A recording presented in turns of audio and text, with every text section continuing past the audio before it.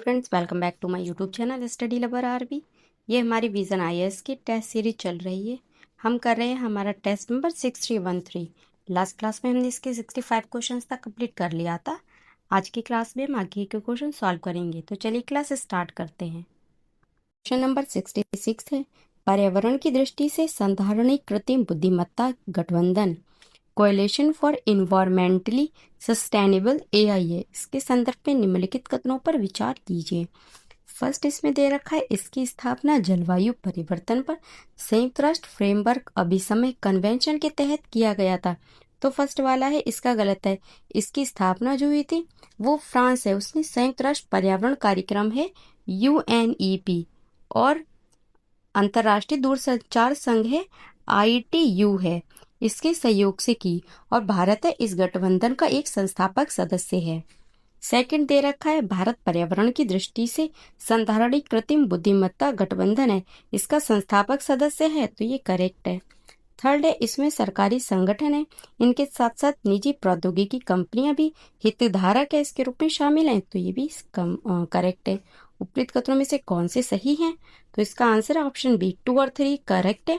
First वाला है वो गलत है। हाल ही में जो कई देश हैं, तकनीकी कंपनियां और अंतर्राष्ट्रीय संगठन हैं, इन्होंने मिलकर पर्यावरण की दृष्टि से संधारणीय कृत्रिम बुद्धिमत्ता गठबंधन coalition for environmentally sustainable AI की स्थापना हेतु भागीदारी की है। पर्यावरण की दृष्टि से संधारणीय कृत्रिम बुद्धिमत्ता गठबंधन है, इसका उद्देश्य एआई को पर्यावरणीय दृष्टि से अधिक संधारणीय पथ पर लाने के लिए वैश्विक प्रयास है उनको तीव्र करना है। क्वेश्चन नंबर 67, भारत के सौर ऊर्जा लक्ष्यों के संदर्भ में निम्नलिखित कथनों पर विचार कीजिए। फर्स्ट दे रखा है, वर्तमान में भारत और सौर ऊर्जा है इसकी स्थापित क्षमता है, इसके मामले में विश्व में ये कौन से स्थान पर है? 5वें स्थान पर है। तो ये करेक्ट दे रखा है। सेकेंड है, भारत के सौर ऊर्जा क्षेत्रक में 2011 से लगभग 50% से अधिक की चक्रवृद्धि वार्षिक वृद्धि दर CAGR की बढ़ोतरी हुई है। तो ये भी करेक्ट है।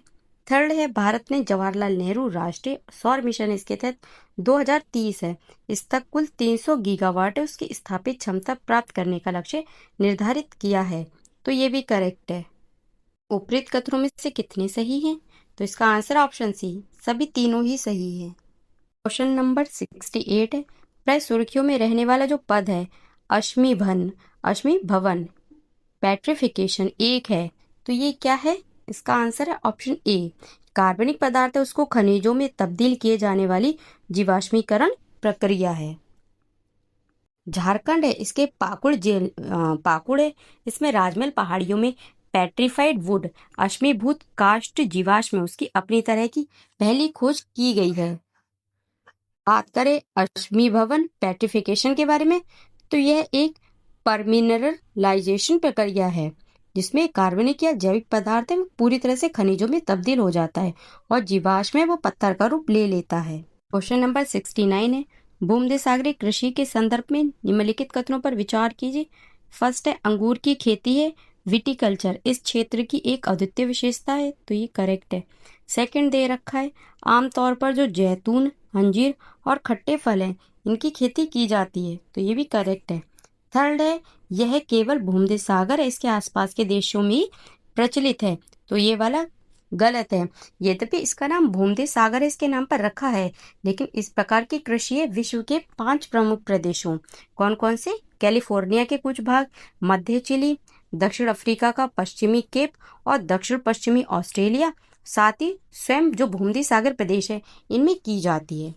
फोर्थ दे रखा है, फल और सब्जियों की खेती सामान्यतः शीत ऋतु में की जाती है। तो ये भी करेक्ट है। उपरोक्त कथनों में से कितने सही हैं? तो इसका आंसर है ऑप्शन सी, 3 करेक्ट है और एक गलत है। कौन सा वाला गलत है? थर्ड वाला। और 1, 2 और 4 ये तीनों करेक्ट है। क्वेश्चन नंबर 70, निम्नलिखित युग्मों पर विचार कीजिए। एक साइड पे जल विद्युत परियोजना है, दूसरी साइड पे नदी है। फर्स्ट दे रखा है रिहंद बांध बेतवा नदी पे, तो फर्स्ट वाला ही गलत है। जो रिहंद बांध है ये रिहन नदी पर ही बना हुआ है, और रिहन नदी है ये सोन नदी की एक सहायक नदी है। इस बांध का जल गिरण क्षेत्र उत्तर प्रदेश, मध्य प्रदेश और छत्तीसगढ़ में विस्तृत है, जबकि ये नदी के अनुप्रवाह में अवस्थित बिहार राज्य में सिंचाई के लिए जल आपूर्ति करता है। सेकंड दे रखा है सलाल बांध चिनाब, तो ये करेक्ट है। थर्ड दे रखा है मेटूर बांध कावेरी नदी, तो ये भी करेक्ट है। उपयुक्त युग्मों में से कितने सही सुमेलित हैं? तो इसका आंसर ऑप्शन बी, केवल 2 सही सुमेलित हैं, 2 और 3। फर्स्ट वाला गलत है।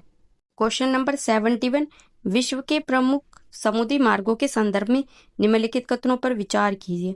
फर्स्ट दे रखा है बिग ट्रंक रूट मुख्य रूप से उत्तरी अमेरिका और यूरोप है, उसको उत्तरी अटलांटिक महासागर के माध्यम से जोड़ता है, तो ये करेक्ट है। सेकंड दे रखा है पनामा नहर है, ये अटलांटिक और प्रशांत महासागरों को जोड़कर समुद्री व्यापार है उसको सुगम बनाती है, ये भी करेक्ट है। उपयुक्त कथनों में से कौन से सही हैं? तो इसका आंसर है ऑप्शन सी, 1 और 2 दोनों ही करेक्ट है।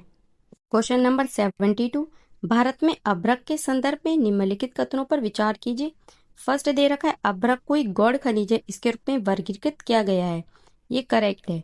सेकंड दे रखा है भारत में अभ्रक के सर्वाधिक भंडार राजस्थान में है, तो ये वाला गलत है।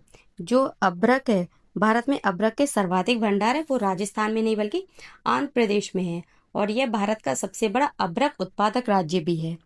थर्ड दे रखा है भारत में अधिकांश अभ्रक भंडार है उनसे मस्को वाइट किस्म या पोटाश अभ्रक है उसका उत्पादन किया जाता है, तो ये भी करेक्ट है। उपयुक्त कथनों में से कौन सी सही है? तो इसका आंसर हो गया हमारा ऑप्शन सी, 1 और 3 करेक्ट है, सेकंड वाला गलत है। अभ्रक है, इसकी मुख्य मांग विद्युत उद्योग है उसके द्वारा की जाती है। इसे उपयुक्त आकार में पीसने के बाद पाउडर रूप में विभिन्न उद्योगों में फिलर के रूप में भी उपयोग किया जाता है। क्वेश्चन नंबर 73, निम्नलिखित युग्मों पर विचार कीजिए। फर्स्ट दे रखा है स्थानांतरित कृषि, एक तरफ साइड में दे रखा है राज्य। फर्स्ट दे रखा है पामलू, राज्य कौन सा है? मणिपुर में है ये वाली कृषि, ये करेक्ट है। बेबर स्थानांतरित कृषि, ये कहाँ की है? राज्य कौन सा है? मध्य प्रदेश, तो ये भी करेक्ट है। और कुरुवा है, ये कौन सा राज्य रिलेटेड है? झारखंड, तो ये भी करेक्ट है। उपयुक्त युग्मों में से कितने सही सुमेलित हैं? तो इसका आंसर ऑप्शन सी, सभी तीनों ही सही सुमेलित हैं। पूर्वोत्तर राज्य हैं कौन कौन से? असम, मेघालय, मिजोरम और नागालैंड। उसमें जो स्थानांतरित कृषि है इसे झूम कहा जाता है। मणिपुर में पामलू और छत्तीसगढ़ के बस्तर जिले और अंडमान एवं निकोबार द्वीप समूह में इसे क्या कहा जाता है? तो इसे दीपा है वो कहा जाता है। इस आदिम कृषि प्रणाली को मध्य प्रदेश में क्या कहा जाता है? बेबर या धैया कहा जाता है। आंध्र प्रदेश में पोडू या पेंडा कहा जाता है। ओडिशा में पामाडावी या कोमान या बारिंगा कहा जाता है। पश्चिमी घाट में कुमारी, दक्षिण पूर्वी राजस्थान में बालरे या बाल्टरे, और हिमालयन जो क्षेत्र है उसमें खिल, और झारखंड में कुरुबा, और पूर्वोत्तर क्षेत्र उसमें इसको क्या कहा जाता है? झूमिंग कृषि कहा जाता है। क्वेश्चन नंबर 74, पाम ऑयल है जो ताड़ का तेल, इसके संबंध में निम्नलिखित कथनों पर विचार कीजिए। फर्स्ट दे रखा है तेलंगाना भारत में पाम ऑयल है उसके सबसे बड़ा उत्पादक राज्य है, तो फर्स्ट वाला इसमें गलत है। तेलंगाना नहीं बल्कि भारत में जो आंध्र प्रदेश है वो पाम ऑयल है उसका प्रमुख उत्पादक राज्य है। इसकी उत्पादन क्षमता की बात करें तो वो 20 लाख टन है। सेकंड दे रखा है भारत विश्व में पाम ऑयल उसका सबसे बड़ा आयातक है, तो ये वाला हमारा करेक्ट है। उपयुक्त कथनों में से कौन से कथन सही हैं? तो इसका आंसर ऑप्शन बी, केवल 2 करेक्ट है, फर्स्ट वाला गलत है। नंबर 75, अंतर्देशीय जल मार्गों के संदर्भ में निम्नलिखित कथनों पर विचार कीजिए। फर्स्ट दे रखा है राइन जलमार्ग है, स्विट्जरलैंड और जर्मनी के औद्योगिक क्षेत्रों को उत्तरी अटलांटिक समुद्री मार्ग से जोड़ता है, तो ये करेक्ट है। सेकंड दे रखा है मिसिसिपी ओहियो जलमार्ग संयुक्त राज्य अमेरिका के आंतरिक भाग को मैक्सिको इसकी खाड़ी से जोड़ता है, ये भी करेक्ट है। उपयुक्त कथनों में से कौन से सही हैं? इसका आंसर ऑप्शन सी, 1 और 2 दोनों ही करेक्ट है। क्वेश्चन नंबर 76, मीथेन हाइड्रेट के संदर्भ में निम्नलिखित कथनों पर विचार कीजिए। फर्स्ट है मीथेन हाइड्रेट एक ठोस बर्फ जैसा यौगिक है, इसमें मीथेन जल अणुओं के जाल में फंसी रहती है, करेक्ट है फर्स्ट वाला। सेकंड है यह प्राकृतिक रूप से उच्च दाब और निम्न तापमान वाली परिस्थितियों में पाया जाता है, जैसे कि गहरे समुद्र तल और परमाफ्रॉस्ट क्षेत्रों में होता है, तो ये भी करेक्ट है। उपयुक्त कथनों में से कौन से कथन सही हैं? तो इसका आंसर ऑप्शन सी, 1 और 2 दोनों ही करेक्ट है। मीथेन हाइड्रेट है उसको मीथेन क्लैथरेट फायर आइस या प्राकृतिक गैस हाइड्रेट के नाम से भी जाना जाता है। यह ठोस बर्फ जैसा पदार्थ है जो जल अणुओं के क्रिस्टली जाल के भीतर मीथेन अणुओं के फंसने से निर्मित होता है। इसे विशाल भंडार और उच्च ऊर्जा प्रतिशत के कारण भविष्य का संभावित ऊर्जा संसाधन माना जाता है। क्वेश्चन नंबर 77 है, निम्नलिखित पर विचार कीजिए। फर्स्ट है जमींदारी प्रथा का उन्मूलन, सेकंड है भूमि अधिग्रहण इसका विनियमन, थर्ड है काश्तकारी उन्मूलन और विनियमन अधिनियम। उपयुक्त में से कितने जो कृषि सुधार भारत सरकार इसके द्वारा स्वतंत्रता के तुरंत बाद किए गए। तो इसका आंसर है हमारा ऑप्शन बी, केवल 2। कौन कौन सा है? फर्स्ट एंड थर्ड, सेकंड वाला इसमें नहीं है। ये 2000 के टाइम का है, 2013 के समय का। भूमि अधिग्रहण, पुनर्वास और पुनर्स्थापन में उचित मुआवजा और पारदर्शिता का अधिकार अधिनियम जो 2013 है, उसको भूमि अधिग्रहण अधिनियम 2013 भी कहा जाता है। यह भारत में भूमि अधिग्रहण प्रक्रिया को विनियमित करने और प्रभावित जो व्यक्ति है उनको मुआवजा, पुनर्वास और पुनर्स्थापना प्रदान करने के लिए प्रक्रिया और नियम निर्धारित करने के लिए पारित किया गया था। ये वाला अधिनियम है, ये स्वतंत्रता के तुरंत बाद का नहीं है, सेकंड वाला। क्वेश्चन नंबर 78, वैश्विक जनसंख्या प्रवृत्तियों के संदर्भ में निम्नलिखित कथनों पर विचार कीजिए। फर्स्ट दे रखा है 19वीं शताब्दी में पहली बार विश्व की जनसंख्या 1 अरब तक पहुंची थी, तो ये करेक्ट है। सेकंड दे रखा है वर्तमान में अफ्रीका सर्वाधिक जनसंख्या वृद्धि दर वाला महाद्वीप है, ये भी करेक्ट है। थर्ड दे रखा है एशिया विश्व का सबसे अधिक जनसंख्या वाला महाद्वीप बना हुआ है, तो ये भी करेक्ट है।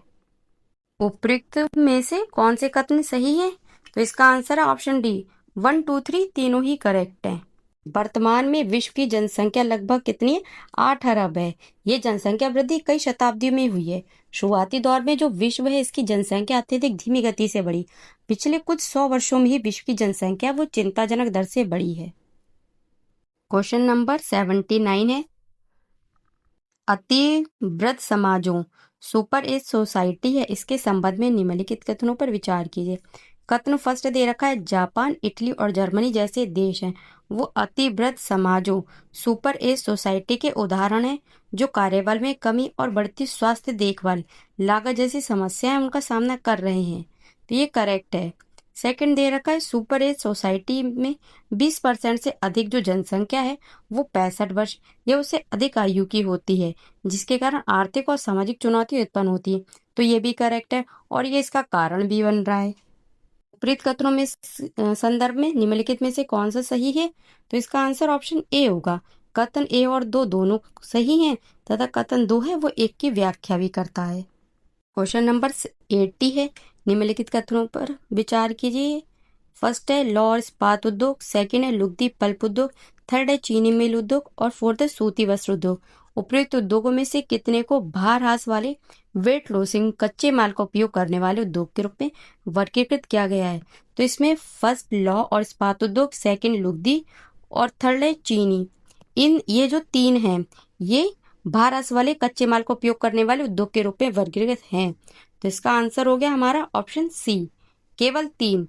जो फोर्थ दे रखा है सूती वस्त्र, ये उद्योग सूती वस्त्र उद्योग है, इसमें भार ह्रास वाले कच्चे माल का उपयोग नहीं होता है और ये आमतौर पर बड़े शहरी केंद्रों में अवस्थित है, जैसे कि ये मुंबई, अहमदाबाद, सूरत इत्यादि।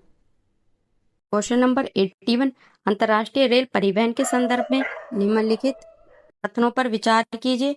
तो फर्स्ट है ओरिएंट एक्सप्रेस रेल मार्ग है, एक ट्रांस कॉन्टिनेंटल रेल मार्ग है जो पेरिस है उसको इस्तांबुल से जोड़ता है, करेक्ट है। सेकंड दे रखा यूनियन और पैसिफिक रेल मार्ग है, ये न्यूयॉर्क शहर को सैन फ्रांसिस्को से जोड़ता है, ये भी करेक्ट है। उपयुक्त कथनों में से कौन से सही हैं? तो इसका आंसर है ऑप्शन सी, 1 और 2 दोनों ही करेक्ट है। ट्रांस कॉन्टिनेंटल रेल मार्ग है, ये पूरे महाद्वीप में विस्तारित है और ये महाद्वीप के 2 छोरों को जोड़ता है। इनका निर्माण आर्थिक और राजनीतिक कारणों से किया गया था ताकि अलग अलग दिशाओं में लंबी दूरी की यात्रा को सुविधाजनक बनाया जा सके। ओरिएंटल एक्सप्रेस रेल मार्ग है, इसका विस्तार है वो पेरिस से इस्तांबुल तक है। क्वेश्चन नंबर 82 है, भारत में निम्नलिखित बंदरगाहों को दक्षिण उत्तर दिशा में व्यवस्थित कीजिए। फर्स्ट है कांडला दीनदयाल बंदरगाह प्राधिकरण, सेकंड है तूतीकोरिन, थर्ड विशाखापट्टनम, फोर्थ है न्यू मंगलोर। नीचे दी गई कोड का प्रयोग कर इसका आंसर है option D, 2431। Tuticorin, new Mangalore, Visakhapatnam और कांडला। सबसे दक्षिण में हो गया तूतीकोरिन और सबसे उत्तर में हो गया कांडला, इस डायरेक्शन में। फ्रेंड्स आज की क्लास हम यहीं पे एंड करते हैं, आगे के क्वेश्चन सब नेक्स्ट क्लास में करेंगे।